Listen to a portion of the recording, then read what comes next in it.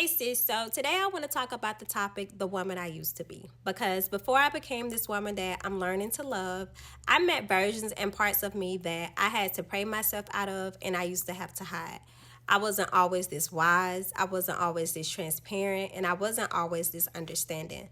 I didn't always know my worth. And then, like, the most important part to me is like accountability. There was no accountability in the room. Accountability was never in the room with me. Never. I feel like I've been through different versions of myself, but right now it's probably one of the best versions of me. I am truly in love with the woman that I'm becoming. Like, I've been naive, I've been broken, but then I went through an awakening. And with me going through the awakening, I became her. I became the woman who chooses herself, like, regardless, no hesitation. I'm going to always choose me.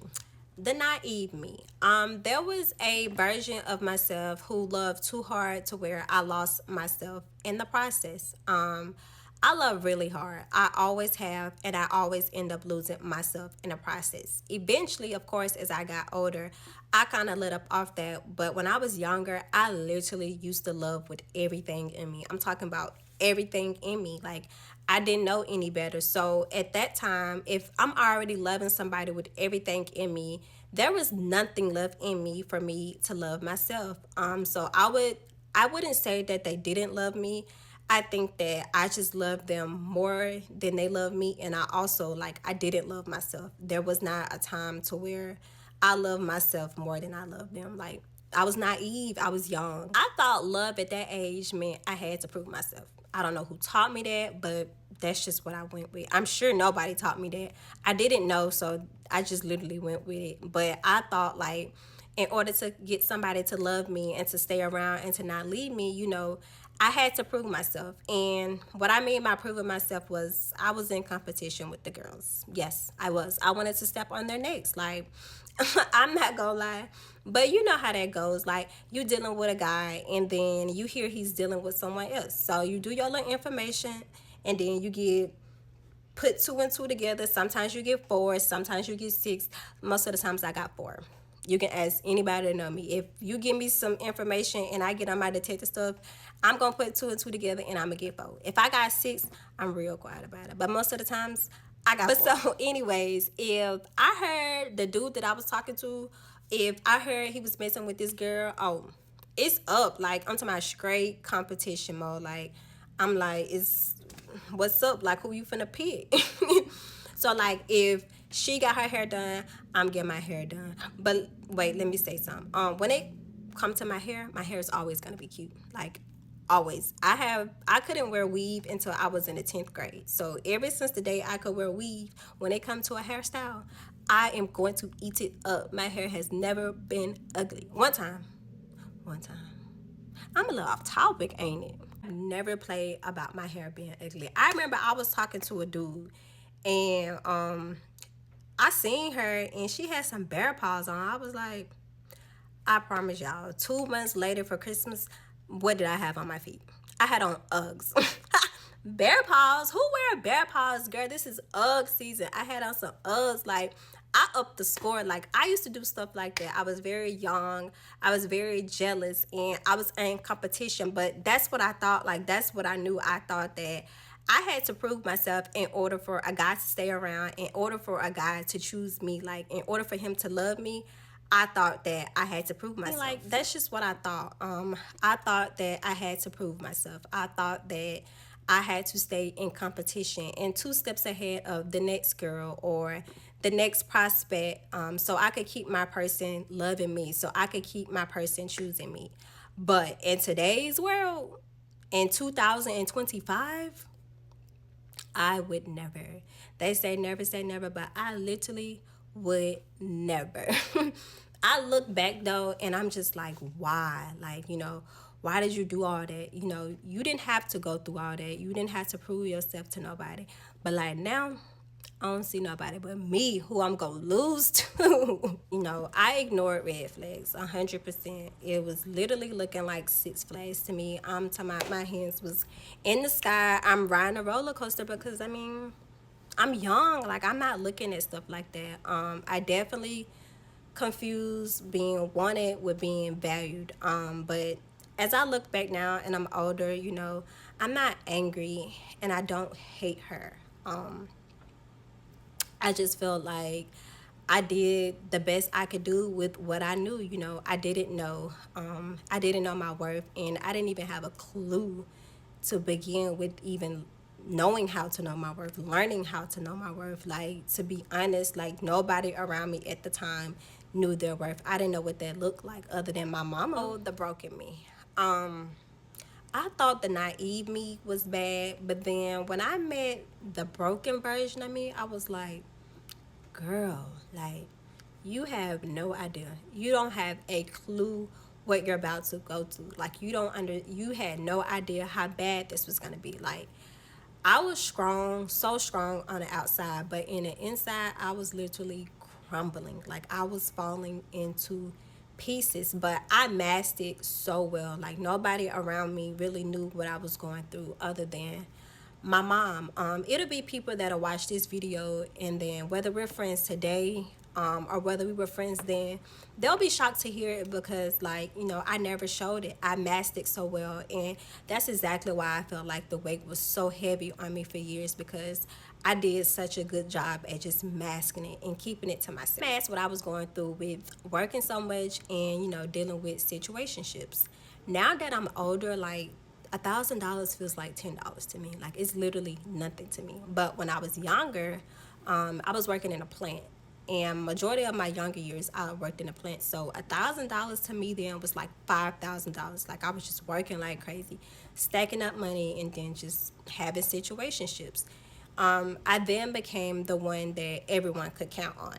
And while I'm making everybody happy and I'm doing all this, in the inside, y'all, I was so tired. Like, I was so tired. I did not want to be strong anymore. I was ready to just give it, you know, I was ready to just give it all up. I got tired of being strong. That was a job. You know, that was a very hard thing to do. And at the time, I was either working one really good job or I was working two jobs. So it became so overwhelming. I would drink and smoke every single weekend. Sometimes I'll smoke every day, all day, if we're being honest. But it was just a distraction from me sitting in the hurt. You know, I did not want to sit in the hurt. So I took another route instead. Typically, you know, I've always lived by myself. I probably had a roommate here and there, but majority of the time, ever since I've been 18, I've always had an apartment and I've always lived by myself, but I would never be home. I would always have plans with my friends, or I had a friend, I would go over her house every weekend. Like, I was never at home. Like, it was just simply a distraction. But eventually, you know, I became burnt out on being the person that was always there for everyone, the person always making it happen. And so when I became burnt out, you know, I started losing myself and I started losing my stability. And when my money funny, ain't nothing funny. Nothing is funny with my money. And then one day something just shifted. Like, I literally woke up and I was just like, I'm tired. Like, something got to change. Something has to change immediately. And like, I just started, it was like an awakening. I started questioning myself. I started asking myself deeper questions like, you know, what did I do to put myself in this situation? How did I get here? You know, what did I do on my end to even put me here? And then I discovered accountability. And anybody who knows me knows if I don't do anything in this world, I'm going to hold you accountable. Because when I started holding myself accountable, it's literally like I opened a whole new world. You know, I started to see things from other people's perspective, and I also started to see when I was wrong as well. I started being honest with myself, with God, with my reflection, and with my friends as well. I realized that not only was I settling in, you know, cycles that I didn't like when it came to love, I was stuck in those cycles as well. Saw my patterns. I saw what I was doing to put myself in a situation, and I was just like, you know what? This shit stop. It's stopping right now today. Like, I'm done. It was literally an awakening moment. Like, I was like, you know what, this shit start right now today. I'm not dealing with this shit no more after today. and I started praying. It's not like I didn't know before I went through this awakening that prayer didn't work. That's not the case. It's just I had grown so far apart from God. I can be honest and say I forgot how He worked. I can take accountability and say I forgot how He worked. So I started back praying, and I was praying real prayers. Like, I'm not talking about the pretty kind when you like, oh God, help me, I need your help. Like, no, the desperate kind, baby. I was desperate. I was begging. I was begging God. I was literally praying, begging, pleading, and just asking Him to please turn my life around. Please, guide me in the right direction, because I was honestly like, I was lost. I was so lost. But the way that I felt the first time I prayed, after having my awakening, how I felt afterwards, like the weight that was lifted off my shoulders. Like, I used to hear people say, "Oh, when you pray, it be a weight lifted off your shoulder." And mind you, I had got so far away from God, I didn't know what that felt like anymore. So after I prayed that first prayer after my awakening, I felt so free. It no longer felt like I was just holding on to anything. And that's a feeling that even still to this day, I could never forget. Even when I'm just praying now today, even if it's something small, the way it literally, I'm talking about, like, it literally comes off your body. It's like you just taking your shirt off. Like, He worked that fast. He works that good. He's an on-time God. I started choosing myself without apologizing, and I'm not gonna lie. Like, when I did that, it became like F a lot of people. Um, I stopped caring. I no longer wanted to be around them, and I think the most important thing was, like, the most triggering thing was, like, the version of who I was when I was with them. Like, I no longer wanted to be that person anymore.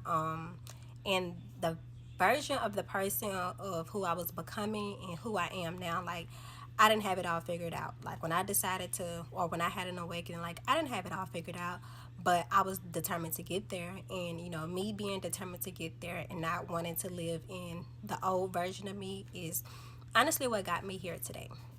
I'm still healing, I'm still growing, and I'm still choosing grace.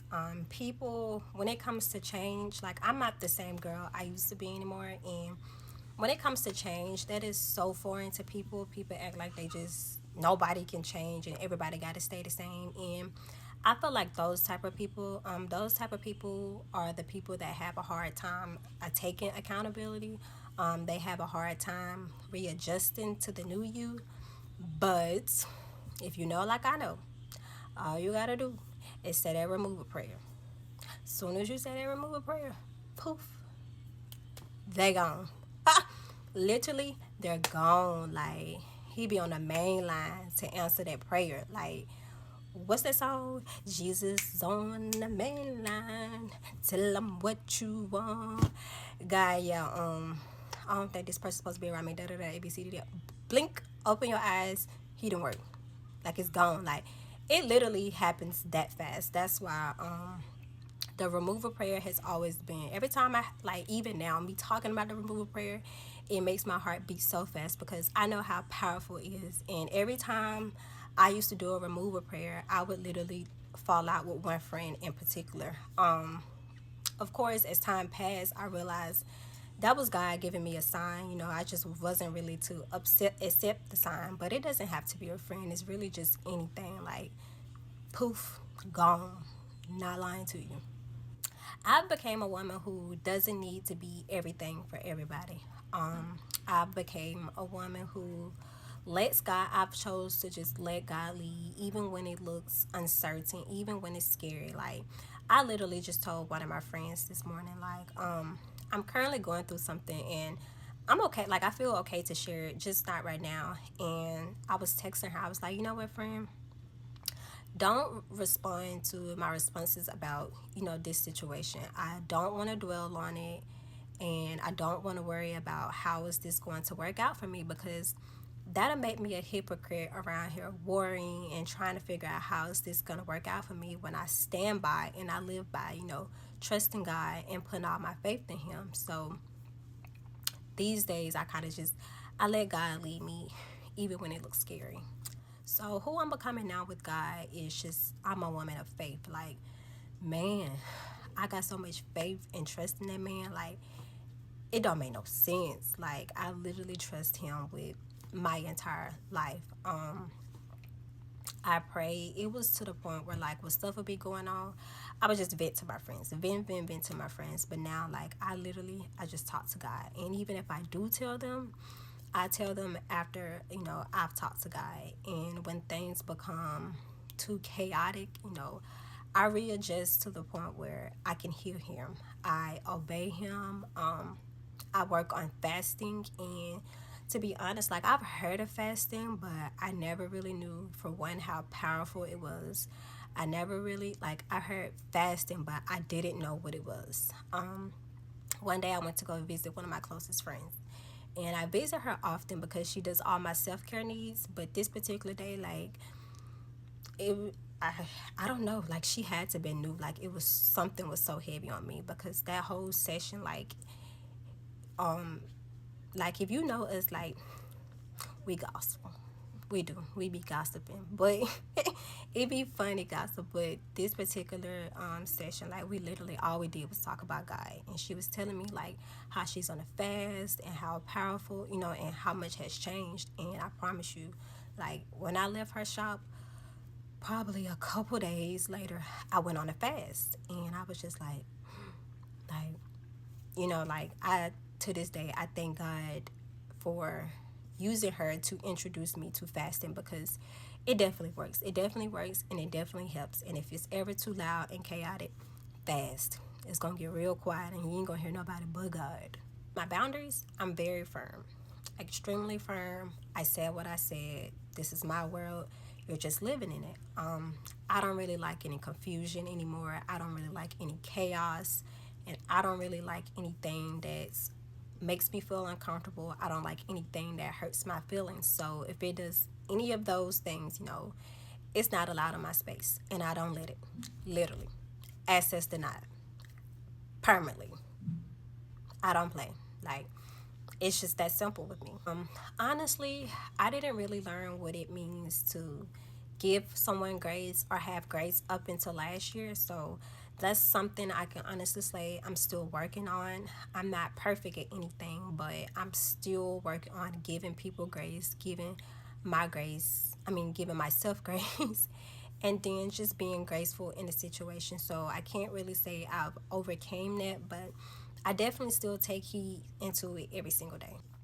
Although I'm softer, I'm not smaller. So don't mistake my journey as for you, or just for anyone saying, like, when you become soft and when you become, healing, you got to let go of your old ways. And you do, but it can still get like that. It will still get like that with me. I still get like that. I will still get you together. But no, I'm still healing. I get triggered, but the most important thing is being able to revert back and be like, you know what? I'm healing from that. I can't do that no more. So I became a woman who doesn't chase. I choose. I do the choosing. I'm gonna choose me every single time with no regrets, because I do what works for me. This is my world. So why would I do what works for you? And this is my world. Nothing. Oh, exactly. Like, it's my world, and I feel better. I feel better when I choose myself. But there's no shame in starting over. It takes time to become her. It's all a journey. So to the girl that I used to be, thank you for surviving. To the woman that I'm becoming, I am so proud of you.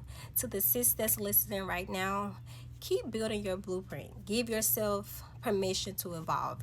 It's okay to change. There will be people out here that aren't open to you changing. There will be people out here that say, "Oh, she think because she changed, I still remember when da da da da da da." Who cares? You're not doing this for them. You're doing this for you, because your story's not over. See you next episode, sis.